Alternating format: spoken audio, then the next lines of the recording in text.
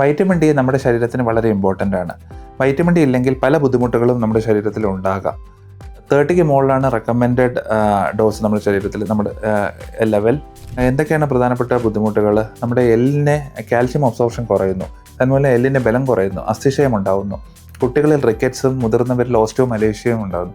അപ്പോൾ അങ്ങനെ എല്ലുകൾ പെട്ടെന്ന് ഫ്രാക്ചർ ആവാനും ആ ഒരു സ്ഥിതിയിലേക്ക് പോകും. അപ്പോൾ വൈറ്റമിൻ ഡി എല്ലുകൾക്ക് മാത്രമല്ല, മുടി കൊഴിച്ചിൽ, പൊതുവെയുള്ള ക്ഷീണം, അങ്ങനെ പല ബുദ്ധിമുട്ടുകളും വൈറ്റമിൻ ഡി ഡെഫിഷ്യൻസി കൊണ്ട് ഉണ്ടാവാം. അപ്പം റെക്കമെൻഡഡ് ഡോസ് ആഴ്ചയിൽ ഒരു വൈറ്റമിൻ ഡി വലിയൊരു ഡോസ് 60,000 ഇൻ്റർനാഷണൽ യൂണിറ്റ്സ് 8 ആഴ്ച അങ്ങനെ കഴിക്കണം. 8 ആഴ്ച കഴിഞ്ഞിട്ട് ആ വൈറ്റമിൻ ഡി മെയിൻറ്റെയിൻ ചെയ്യാനായിട്ട് മാസത്തിൽ ഒരെണ്ണം. എല്ലാ വർഷവും ഈ ഒരു കോഴ്സ് 8 ആഴ്ച റിപ്പീറ്റ് ചെയ്യാം.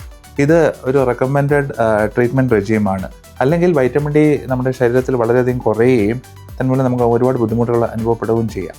അപ്പം നമ്മുടെ കാൽഷ്യം ഒരു പ്രായം കഴിഞ്ഞാൽ, ഒരു 45 വയസ്സ് കഴിഞ്ഞാൽ വൈറ്റമിൻ ഡിയും കാൽഷ്യവും നമ്മുടെ ഡയറ്റ് സപ്ലിമെൻറ്റിലോ നമ്മുടെ ഡെയിലി ഒരു ലൈഫിലോ അതിൻ്റെ ചെറിയൊരു ഇത് നമ്മൾ ഇമ്പോർട്ടൻസ് കൊടുത്ത് നമ്മൾ കണ്ടിന്യൂ ചെയ്യേണ്ടത് വളരെ അത്യാവശ്യമാണ്. അല്ലെങ്കിൽ ഓസ്റ്റിയോപോറോസിസ് പോലുള്ള മാരകമായ അസുഖങ്ങൾ ഭാവിയിൽ ഫ്യൂച്ചറിൽ ഒരു സൈലൻറ്റ് കില്ലറായി നമ്മുടെ ലൈഫിൽ വന്ന് പരിണമിക്കുക.